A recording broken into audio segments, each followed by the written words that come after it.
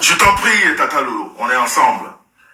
Nous sommes passés voir la première dame. On a été invités. Vous avez suivi des polémiques.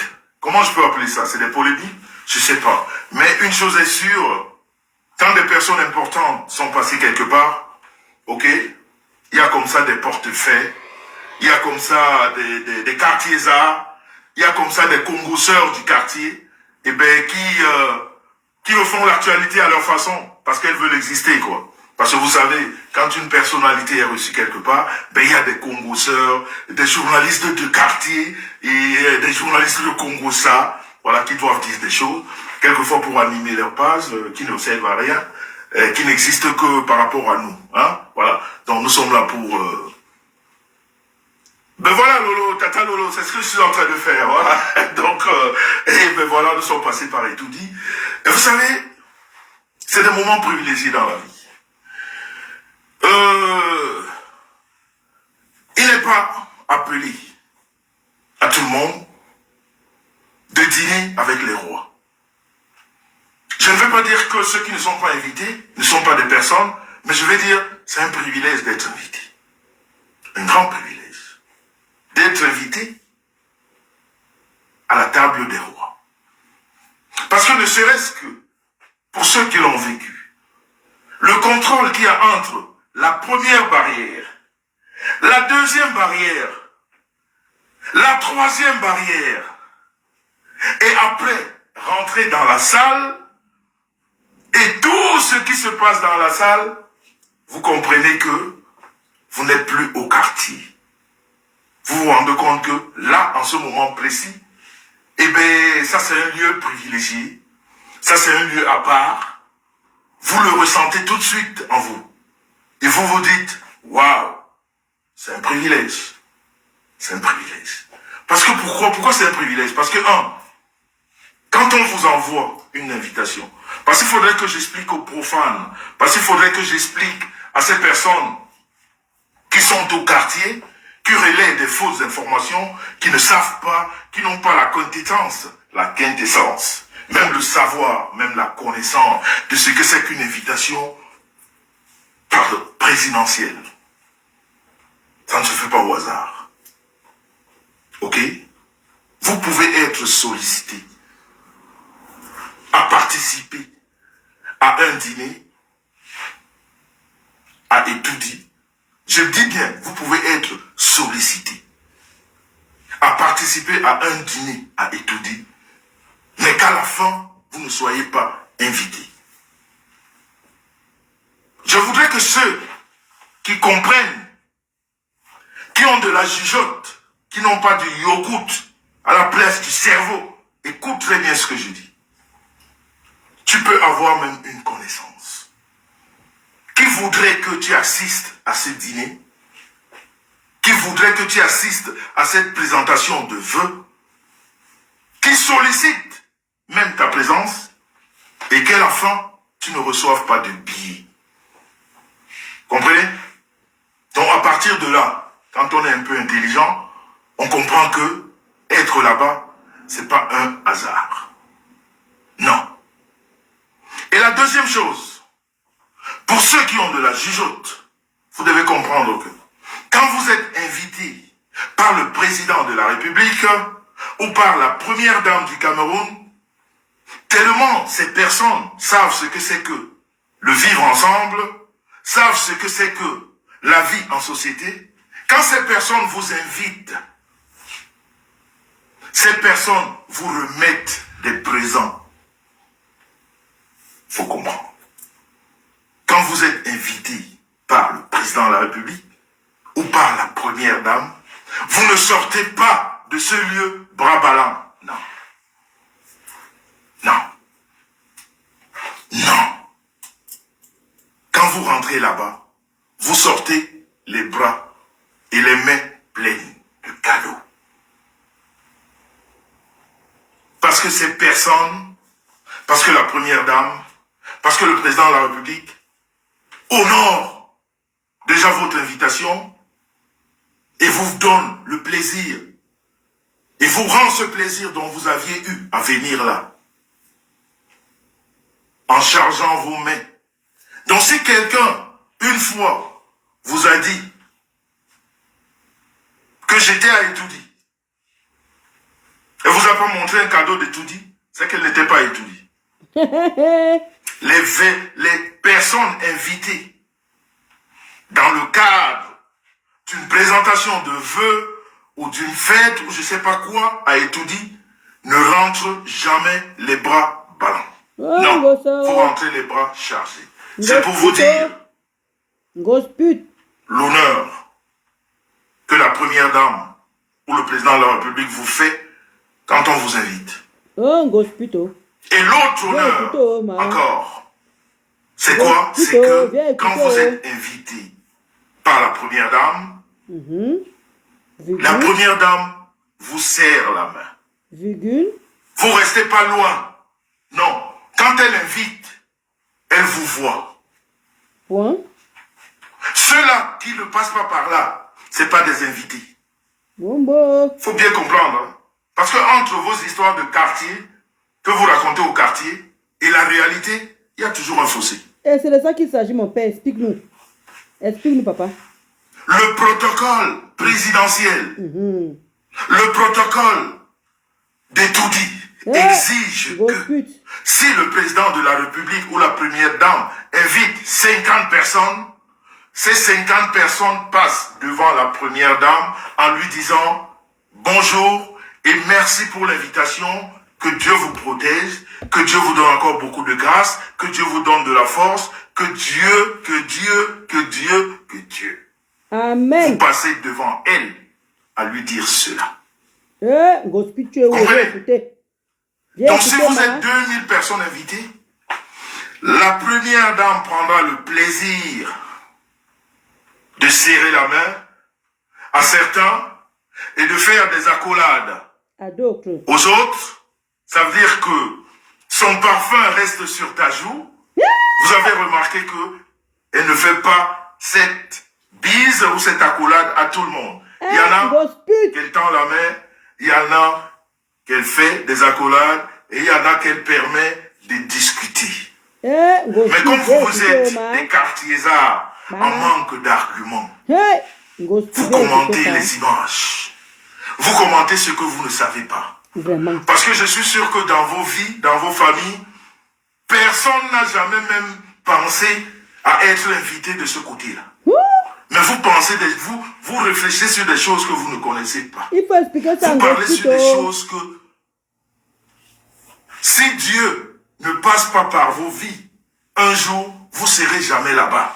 Parce que là-bas, c'est la table des rois. C'est comme devenir président de la République, c'est pas un hasard. Étant dans la même avant même qu'on ne te choisisse dans ton pays, Dieu t'a déjà choisi quelque part. Donc ce qui se passe dans ton pays, c'est juste la manifestation de Dieu. Ma mère a servi le pays. C'est juste ce que Dieu avait planifié pour toi. Et que les hommes manifestent et que tu deviennes, on dit voilà, le président. Mais Dieu t'avait fait, Dieu t'avait fabriqué président. Quand tu es né, quand il t'a donné le souffle de vie, lui, il savait il sait à cet instant T que cette fabrication qui s'appelle Paul Biya Barthélemy sera président de la République. Mais nous, les humains, nous allons découvrir ça des années, beaucoup de temps après. C'est pour ça qu'on vous a toujours dit que le temps de Dieu n'est pas le temps des hommes. Donc quand vous vous retrouvez à la table des rois, c'est pas un hasard. Voilà. C'est pas le quartier. Non. C'est dosé. Et quand le roi vous donne encore un présent, vous comprenez que le roi était content de votre visite. C'est dosé, mon père. Dans les histoires du quartier, ne regardent que les gens du quartier. Et concernant Star Messan, c'est cette histoire qui m'intéresse. Chacun peut parler de son histoire. Hein? Mais, comme disait Dédé Yango, pour connaître qui je suis, viens vers moi et je te raconte ma vraie histoire. Ah, c'est dosé, mon père. Pas celle dont les ingrats, les incapables, oui, papa. Ok, des malhonnêtes, des tordus, racontent à longueur de journée, viens vers moi, je te donne la version originale de mon histoire, de mon vécu, C'est de ce qui dosé. s'est passé. C'est dosé. Donc, concernant la star Maison, vous savez que je suis son avocat défenseur. Oh, on connaît papa, accouche seulement. Et j'ai adoré que les femmes, les vraies femmes, celles que j'appelle femmes, les mères de l'humanité, avec grand Hey, F, mon père, oh, tu veux provoquer qui là, mon m'ont père? dit, Jean-Louis Messan, on a le plaisir de te voir quand tu défends ta famille. Donc je veux juste rappeler à ces bitons Bebora Adé! qui ont pensé que c'est aujourd'hui qu'on me découvrait quelque part. Je vais vous rappeler que sur cette toile, si je puis aussi un jour m'appeler blogueur, je suis l'un des blogueurs les plus écoutés. Ouvrez vos oreilles. L'un des blogueurs les plus Donc on ne me écoutés. découvre pas. Là, il y a une semaine. Ok? On ne me découvre pas là, il y a une semaine. C'est dosé, Star papa. Messan est rentré là-bas avec Star Messan. C'est Elle a été dosé. invitée Star Messan. Donc on sait qui est là-bas. C'est dosé, papa. Et ça fait au moins 3 ans que je vous ai donné le nom de Bitombe Bora. Et ce nom ne sautera que quand votre piètre et sale comportement changera sur la toile. Mais vous serez toujours les Bitombe Bora aujourd'hui, Bitombe Bora demain, Demain. Bitombe Bora Après-demain. après-demain. Et ce n'aura aucun impact négatif sur ma vie. Et ça ne choque pas, Parce papa. que ce que je dis de vous est vérifié Hein. par les vraies femmes. C'est dosé, papa. Oui. Parce que c'est pas que les bidons Bobora comme vous qui nous regardent, non. Il y a des vraies femmes qui font des vraies analyses et qui voient que ce que je dis n'est pas faux. Que ce que je dis est vrai. Et quand une femme, une vraie, me dit, Monsieur Messan, quand on vous voit défendre, très important, il y a nuance. Il n'y a personne sur cette toile, ni ailleurs, qui m'a déjà dit, Monsieur Messan, quand vous venez attaquer, ça nous dérange. Non. Ils vous disent, Monsieur Messan, quand vous venez défendre votre famille, c'est ça. Un père de femme. C'est ça un homme qui aime sa femme. C'est ça un homme qui encadre sa famille. Eh bien, c'est ce que je fais ici. Donc vous, ces piètres femmes, je vais vous insulter jusqu'à vos entrailles. Si vous parlez de mes entrailles ou celles de ma femme. Je vais vous, quand vous utilisez le terme, je vais vous laver. Et ça ne Et ça choque ne pas. changera rien dans ma vie. Aucun impact négatif. Parce que vous ne représentez rien. Zéro macabo vous êtes. C'est dosé, papa. C'est de ça qu'il s'agit. On t'écoute, mon père. Que ce soit à Etoudi ou ailleurs, eh bien, on vous connaît. On vous connaît.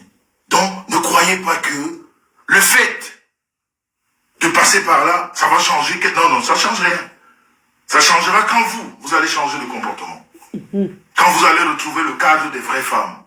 Celles qui respectent le mari des uns des autres, celles qui respectent leur place de femme, et celles qui se font respecter dans ce qu'elles font. Ça veut dire que quand elle prend son téléphone, elle parle comme une femme parle, voilà.